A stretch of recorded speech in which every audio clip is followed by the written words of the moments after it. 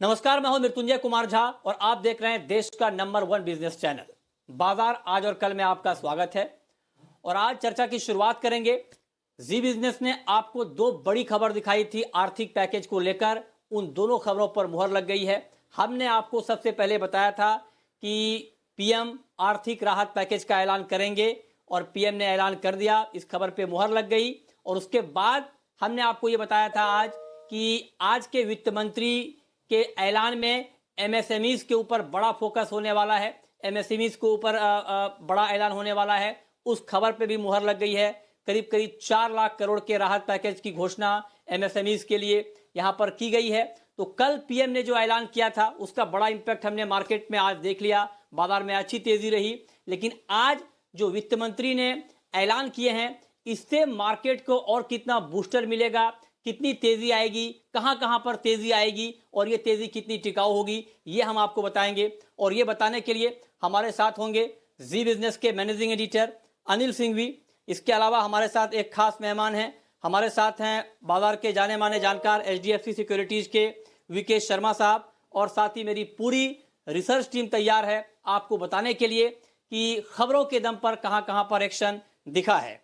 तो देवांशी हमें आज बताएंगे कि आज के मार्केट में पूरा एक्शन किस तरह से रहा है, डिटेल में हमें समझाएंगी और बताएंगी कि गोदरेज कंज्यूमर के नतीजों का अनुमान क्या है। इसके अलावा कुशल से हम जानेंगे एस्कॉर्ट के नतीजों का अनुमान, वेदांता का क्या है डिलिस्टिंग का प्लान, ये हम समझेंगे आशीष से।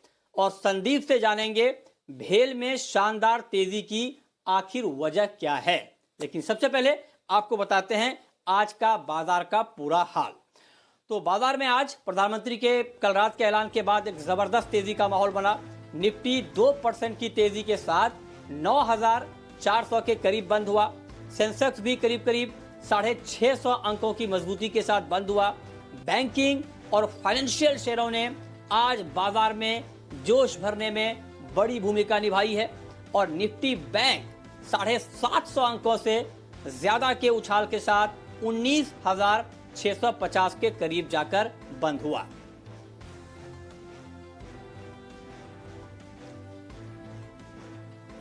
और चलिए अब आपको बताते हैं कि आज खबरों के दम पर अलग अलग सेक्टर में कहां पर एक्शन दिखा है। ये बताने के लिए देवांशी हमारे साथ जुड़ी हैं। देवांशी बताइए।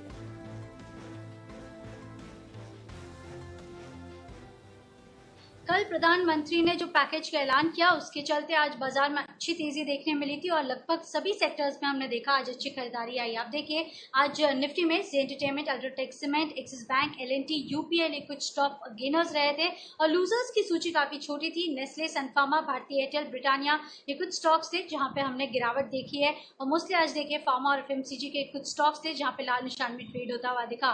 सेक्टर्स की अगर हम बात करें तो आज की ट्रेडिंग सेशन में निफ्टी बैंक ये टॉप गेनर्स रहे थे। सरकारी बैंक्स और निजी बैंक्स दोनों में आज अच्छे वॉल्यूम्स के साथ खरीदारी आती हुई दिखी। बंधन bank, axis bank, ICICI bank, HDFC, ये सभी स्टॉक्स थे जहां पे आज हमने अच्छी खरीदारी आती हुई देखी। और सरकारी बैंक्स में भी SBI, bank of Baroda, PNB, ये सभी स्टॉक्स ने अच्छे वॉल्यूम्स के साथ परफॉर्म किया है। इसके अलावा आज ऑटो सेक्टर, यहाँ पे भी आज हमने देखा अच्छी खरीदारी आती हुई। 2 व्हीलर्स में लगातार खरीदारी आ रही है।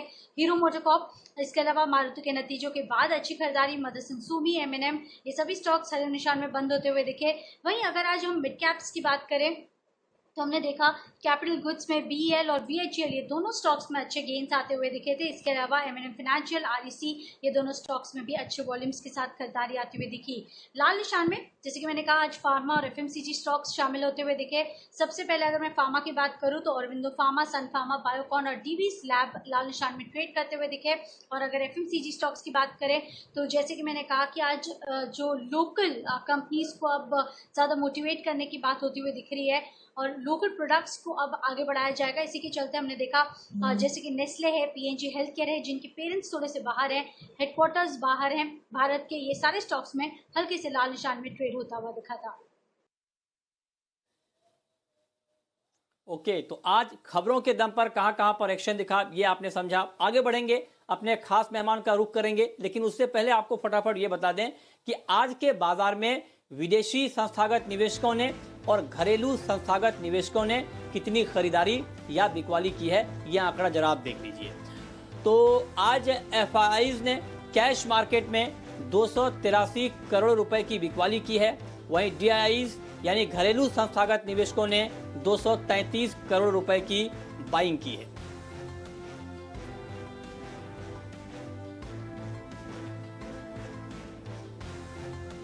चलिए अब रुक करते हैं अपने खास मेहमान का। हमारे साथ HDFC सिक्योरिटीज के VK शर्मा साहब हैं। सर बहुत बहुत स्वागत है आपका। मेरा आपसे सवाल ये होगा कि कल PM के ऐलान के बाद आज जिस तरह से बाजार में हमने जोश का माहौल देखा, क्या अगले कुछ दिनों तक ये जोश कंटिन्यू रहेगा? और दूसरा ये कि जो ग्लोबल हालात अभी हम देख रहे हैं उसका कितना इम्पैक्ट मार्केट के ऊपर होगा और कल के लिए इंट्राडे में कहां पर ट्रेड करना चाहिए? जी, बड़ी डिफिकल्ट काम है, पर फिर भी मेरी अपनी राय ये है कि अंतर्राष्ट्रीय बाजारों का जो रुख है वो हमारी मार्केट के लिए अब ज़्यादा इम्पोर्टेंट रहेगा। पहली बात, जो बड़ा नंबर था वो प्रधानमंत्री जी ने कल ही डिक्लेयर कर दिया।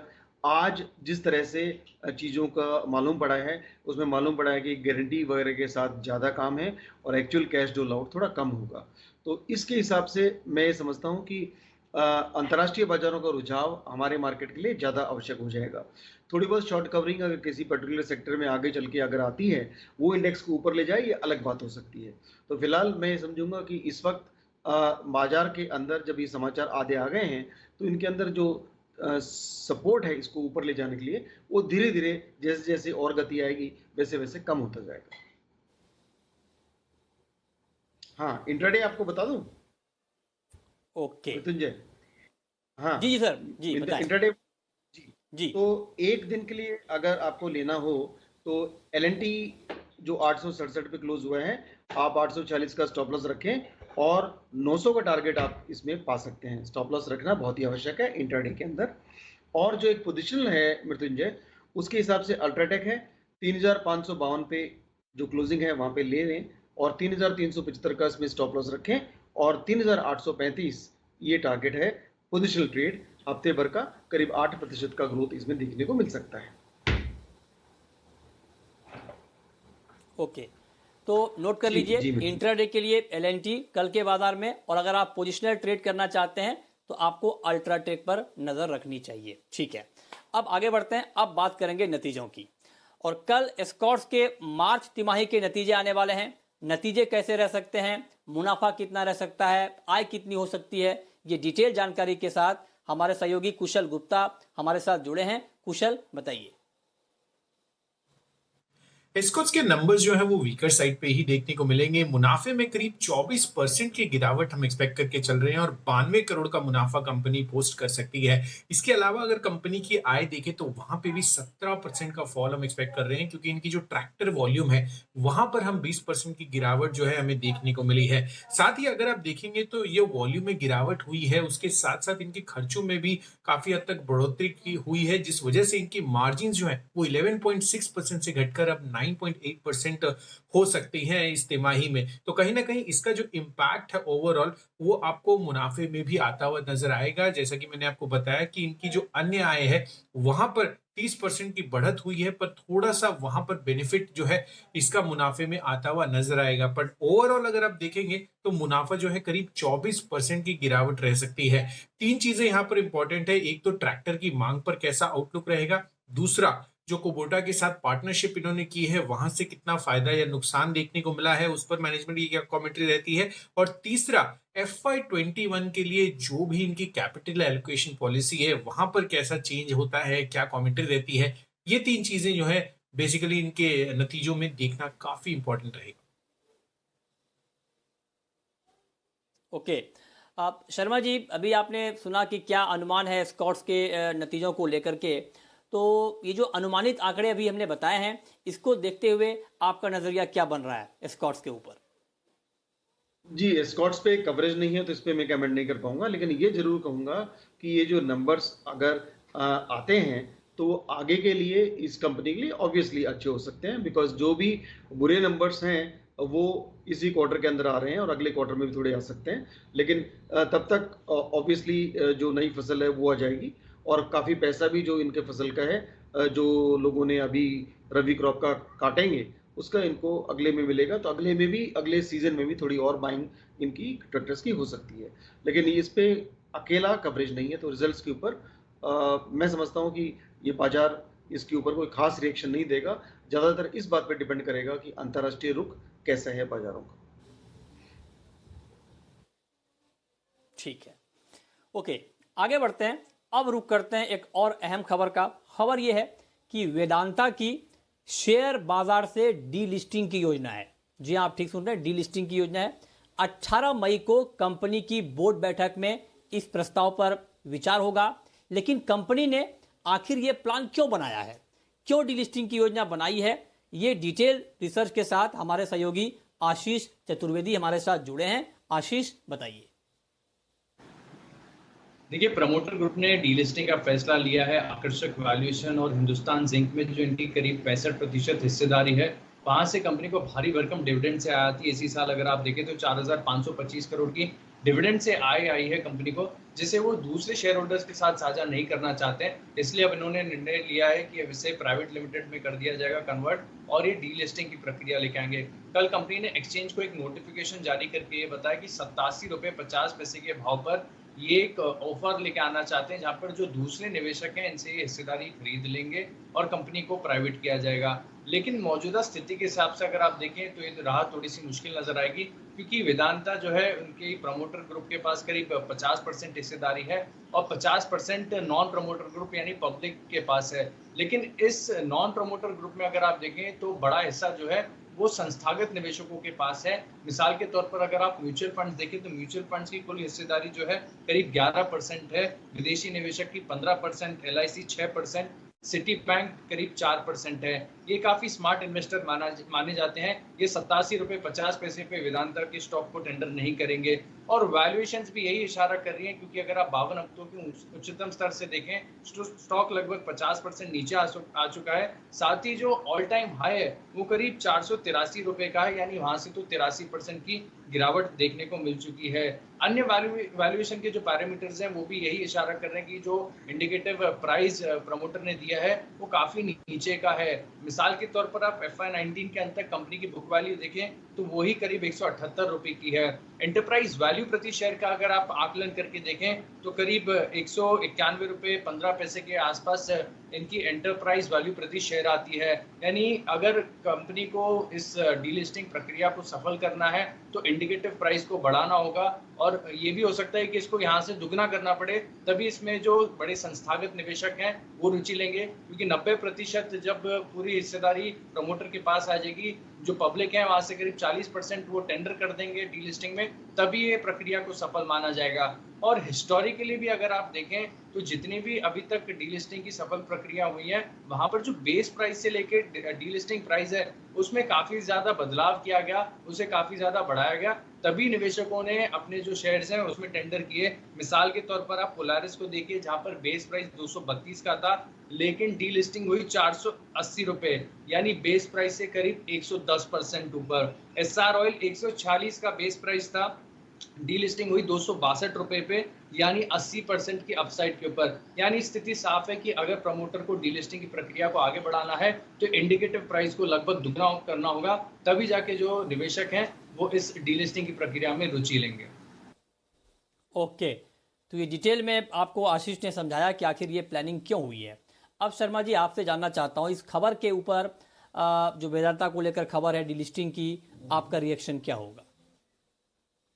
जी, ऑब्वियसली मेरे ख्याल से इस प्राइस पे तो बिल्कुल नहीं दे सकते।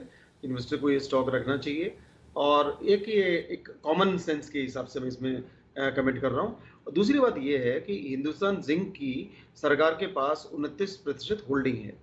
तो कल को अगर समझ लीजिए ये डिस्काउंट ये हो गया, डीलिस्ट हो गया वेदांता, तो उसके बाद में बच गया हिंदुस्तान जिंक, और हिंदुस्तान जिंक के पास सरकार के पास 29% होल्डिंग है, और वो बोले लाओ हमको 350 रुपये शेयर के दो, तो इसका जो प्रॉफिट होगा वो आम जनता को तो मिलेगा नहीं।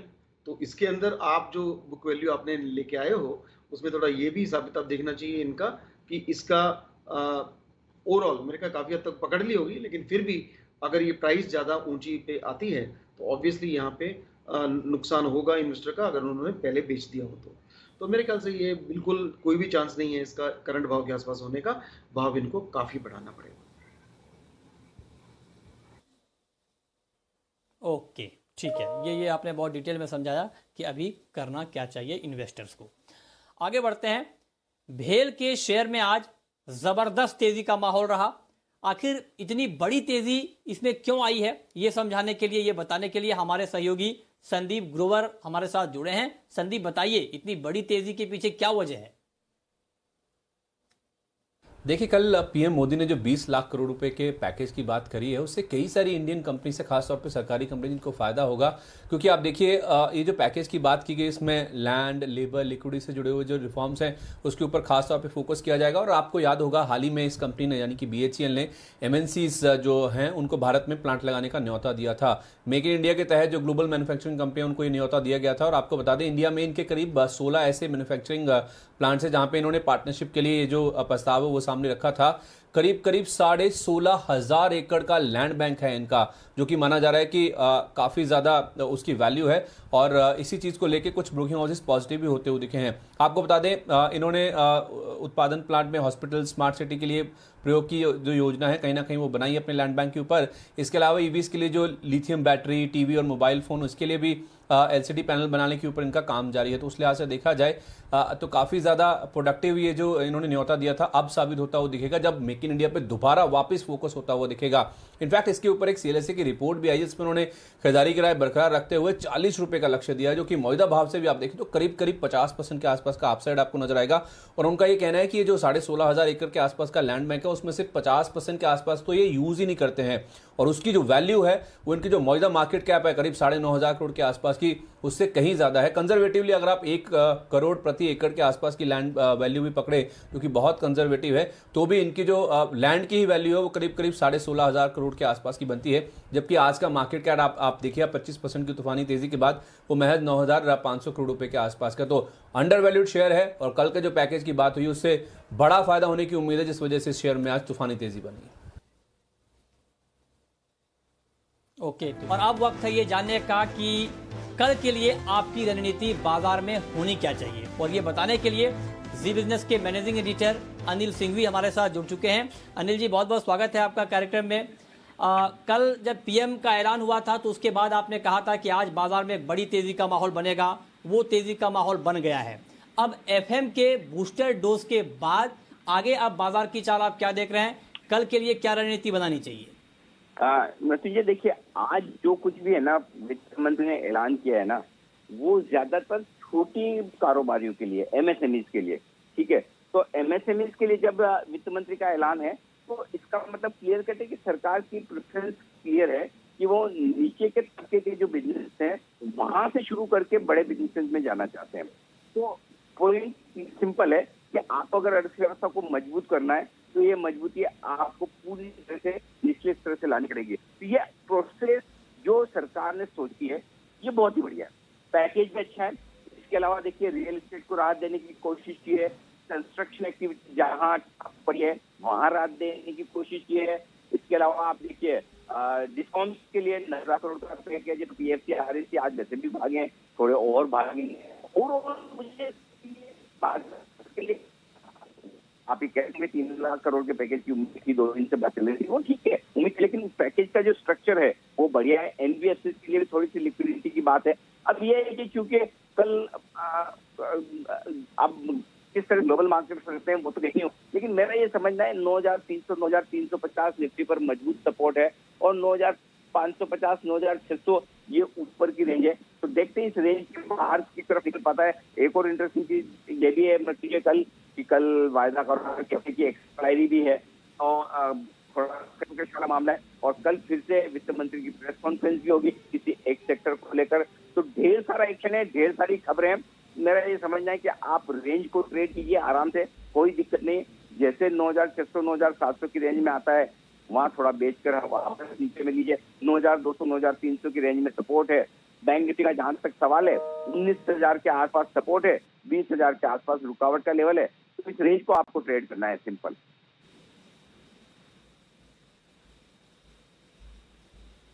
ओके, बहुत शुक्रिया सर आपका कल के लिए ये बेहतरीन रणनीति बताने के लिए। अब शर्मा जी, मैं आपसे जानना चाहता हूं, आपने इंट्राडे की राय बताई, पोजिशनल ट्रेड आपने बताया, लेकिन लॉन्ग टर्म इन्वेस्टर के लिए इस बाजार में क्या है, उन्हें कहां पर निवेश करना चाहिए?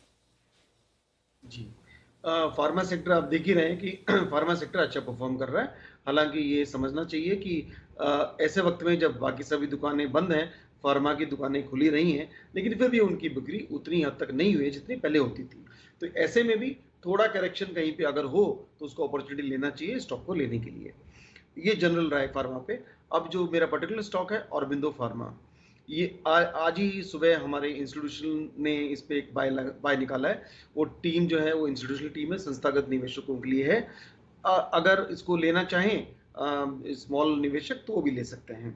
ये ध्यान रखा जाना चाहिए कि ये स्टॉक जो करीब 676 पे कोट करता है, ये आज थोड़ा कमजोरी से बंद हुआ और नीचे करीब 630 के आसपास तक भी जा सकता है। फंडामेंटली जब आपको लेना हो और खासकर ये देखते हुए कि टारगेट बहुत बड़ा ऊपर नहीं है, ऐसे वक्त में इसको ठंडा करके खाना अच्छा है। इसका अगर एवरेज कर लेते हैं 30 और 76 का तो करीब 653 जैसा आपका एवरेज आता है, और वहां से जो हमारा 790 का जो टारगेट है वो करीब आपको 20% रिटर्न देगा। अन्यथा जो रिटर्न है वो क्षेत्र में लेते हैं तो आपको कम मिलेगी। तो इतना समझ के चलिए। और ये कंपनी जिसको पहले दिक्कतें होती थी उसको यूएसडीए क्लियरेंसेस आ गई हैं काफी हद तक, और इसका 50% बाहर है काम अमेरिका में, 25% यूरोप में, बाकी रेस्ट ऑफ द वर्ल्ड, और 16% की एपीआई भी बनाता है। तो ये एक अच्छी कंपनी है, वेल डाइवर्सिफाइड है, और क्योंकि एपीआई भी अपना करती है तो ये रिलेटिवली थोड़ा सा बेटर प्लेस्ड है अन्य कंपनी को मुकाबले। जी ओके, और अब वक्त है ऑप्शन की रणनीति जानने का।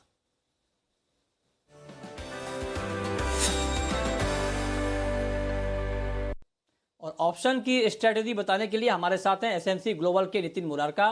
नितिन जी, बहुत स्वागत है आपका। बताइए कल ऑप्शन के जरिए कहां पर कमाई के मौके मिलेंगे? देखिए, इनफैक्ट मे सीरीज में ये हो रहा है कि मार्केट जब भी ऊपर खुल रही है, ऊपर से हर दिन सेलिंग आ रही है, और हम लोग लास्ट 7-8 दिनों से ऐसे ही ट्रेडिंग कर रहे हैं कि ऊपर खुलती है, बेच देते हैं, पैसे मिल जा रहे हैं।